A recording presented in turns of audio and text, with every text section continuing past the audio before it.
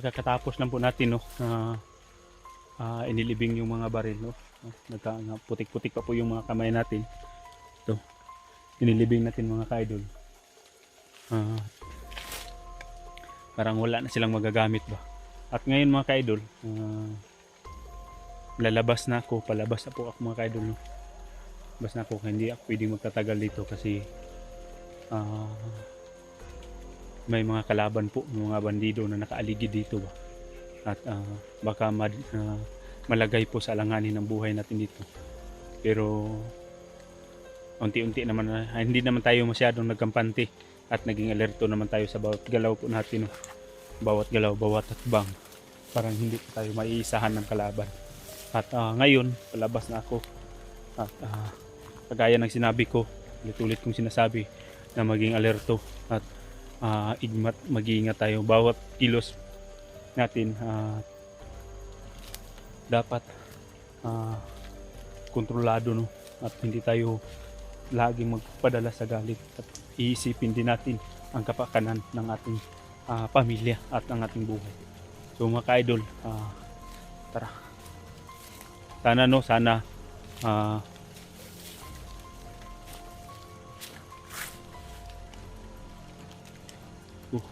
grabe talaga mga ka-idol yung mga bandido. Kukunin pa nila sana yung mga kagamitan ni Lolo at yung mga pagkain ni Tatay Jumbo doon sa bahay nila. Buti na lang nandun pa ako, kasi kung wala pa ako doon sa bahay, nakaalis na ako at bago sila dumating mga ka-idol, siguro yung bigas ni Lolo dalang-dala na nila. Kasi narinig ko kanina mga ka-idol na sabi nila na inutusan daw sila ni Commander Yawar. Dito pala na location mga ka-idol. Pinagmumunuan pa dito ni Commander Yawar. Yung si Commander Yawar mga ka-idol, kung maalala ko sa yung nakaraang pa ba, naalala ko din yun kasi narinig ko dun sa ibang mga na sabi nila si Commander Yawar daw ang kanilang namumuno. At pati pa rin dito nasusundan na siguro nila mga ka-idol, kasi nakasubaybay din ang mga kalaban natin, no, sa mga bawat video. Kaya bawat video natin dapat lalagyan din natin ng privacy o mag-iingat, kasi hindi natin namamalayan ba na may mga ibang video pala tayo na kinukuhan ang video na hindi natin namamalayan na napalagay na sa alanganin ang buhay ni tatay dito. Pero gagaya na sinabi ko mga ka-idol, si tatay ay hindi siya basta-basta at hindi siya ordinaryo na tao, kasi dati pala siyang manggagamot at marami siyang kaalaman tungkol sa pagkikiglaban at sa mga pagkiglaban sa mga di umanong mga tao. At lalong-lalo na yung kanununuan pala day ni tatay ay dati palang nakipaglaban noon yung laban pa ng Kastila at Hapon. Nakasali pala din siya sa yung malaking digmaan noon mga ka-idol. Kaya may mga kaalaman siya ba na noon, at mga kaalaman siya noon sa makikiglaban, kasi may yung dating buhay at yung tatay niya pa na dating nakikiglaban din sa ating bansa para maprotektahan. Mataas pala yung story ng buhay ni Tatay Jumbo, kasi at namana po niya yung mga kaalaman at yung mga agimat at mga mangon sa katawan. Kasi noon mga ka-idol, yung mga kalaban daw, at pag wala kang agod-agod o mga kaalaman, mahihina ka, madali kang mapaslang sa mga kalaban. Lalong-lalo na po yung mga kalaban natin noon sa ating mga kanununuan na sobrang mga lakas po nila at mga mataas ang mga baril at may mga paputikta sa katawan ba na hindi basta-bastang mamamatay, dahil may taglay po silang maitim na kapangyarihan. Kaya ang kaya kagaya ngayon na ang sa atin ng labanan na may makalaban tayo na kahit ilang bisis natin binaril, kahit ilang bisis na natin pinatay, mabubuhay pa rin muli dahil may taglay silang na mga mahika o mga kapangyarihan na galing po sa masama. Kaya yun sinabi lahat, marami talagang sinabi si Tatay Jumbo sa akin nung doon siya sa bahay yung New Year.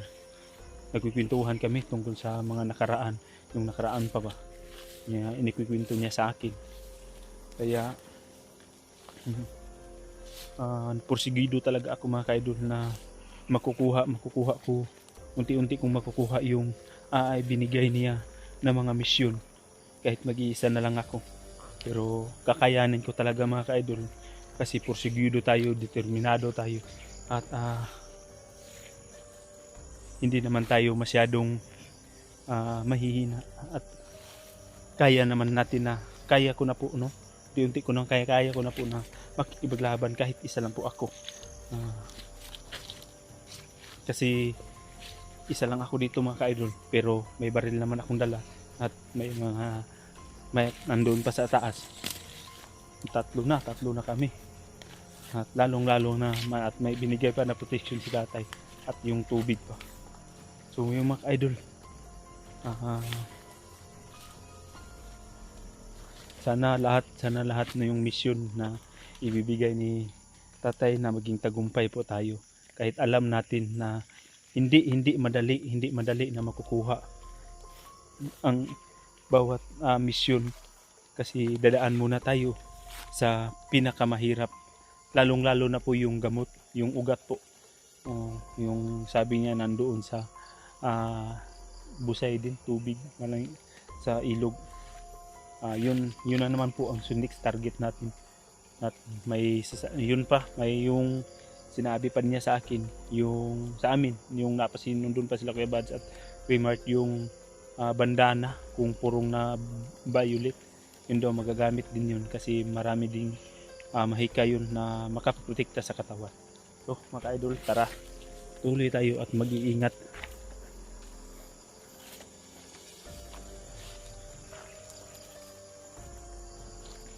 Sobrang lawak po ng lupain ni Lolo, sa kanya pa po yan sa kabila.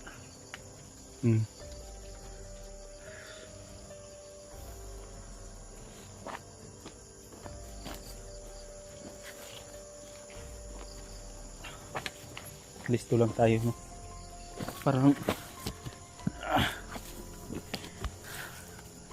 ito parang nakahubo-hubo na ko ba, hindi na kasya, kailangan na siguro ito napalitan kasi hindi na kasya,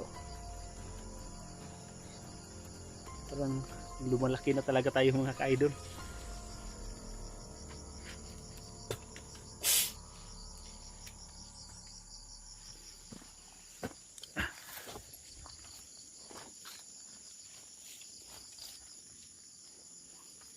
Dito yung nakikita namin nila Kuya Bads na dinadala po yung bag ni Lolo. At narinig ko pa din kanina na hinahanap pa rin nila yung mapa.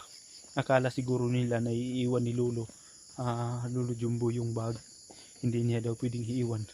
Kasi alam naman natin mga ka-idol na marami ang mahiwagang kaalaman dun sa loob ng mapa niya.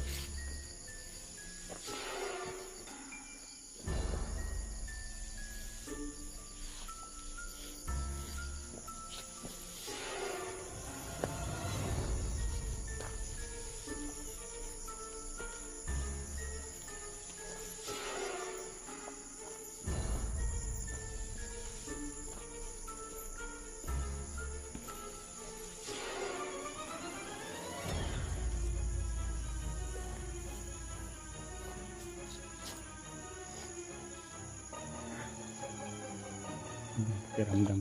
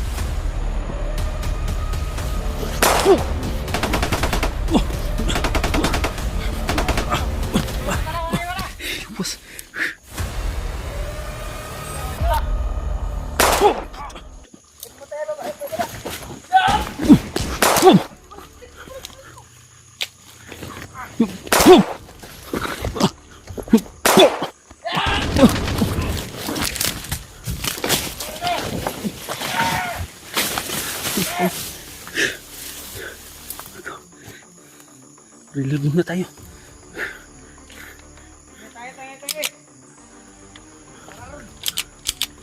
Jangan pusing kok.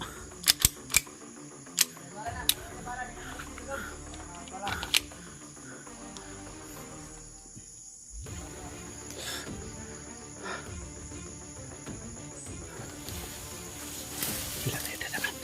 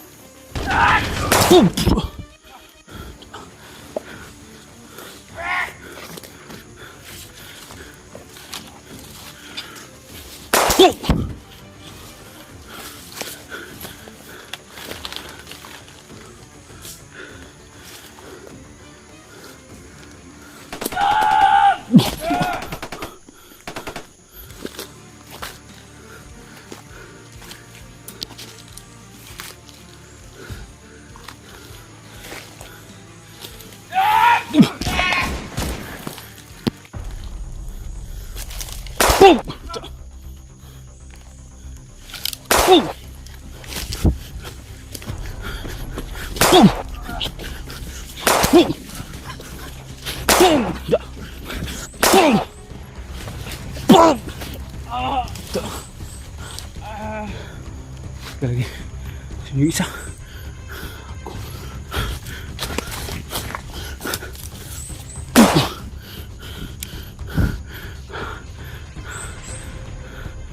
Boom!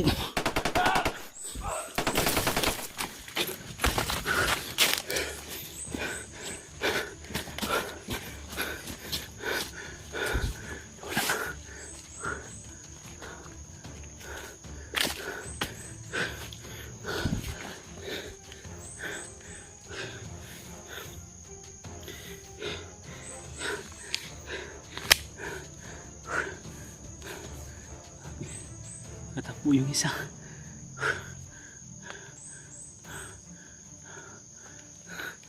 Sana yun. Di pa ako na.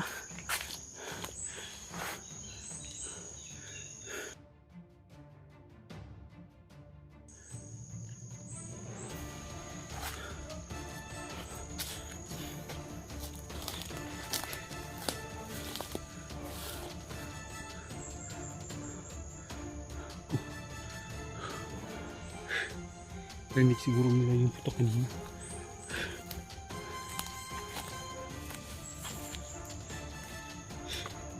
Buti lang.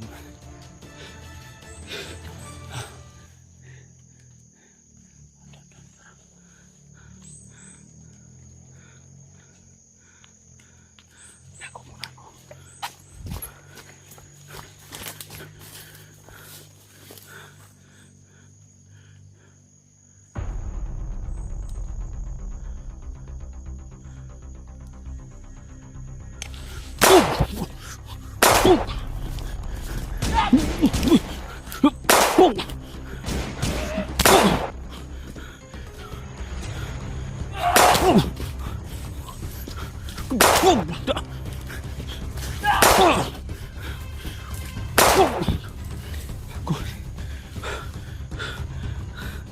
Grabe ini tinabla na bala.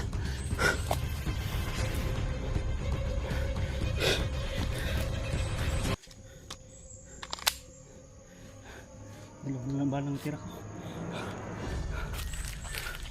Hindi ko lang matras.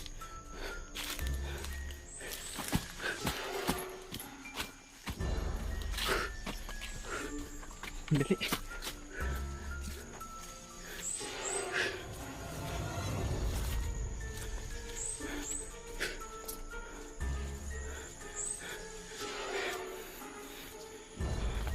Yung kaidol, kailangan kong madali kasi yung tirang bala ko lang dito, dalawa na lang.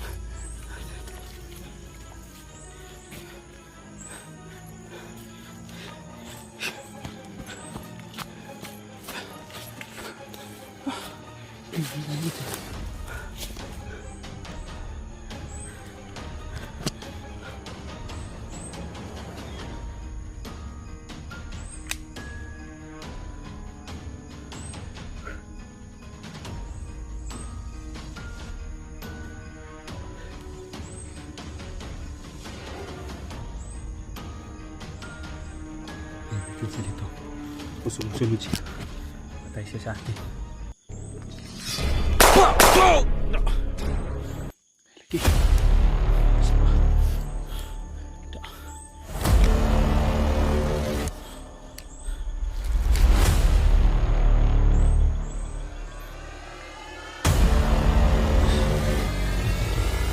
Ayan na yung isa. Pag sumunod yung isa.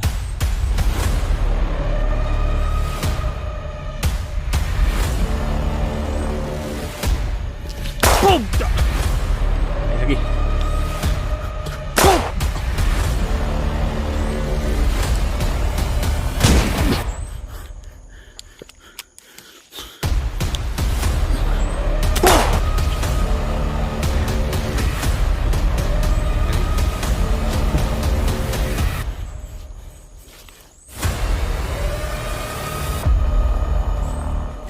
Gamitan ko ito ng rasyon, be. Tihok. Ang tagal. Madali ako.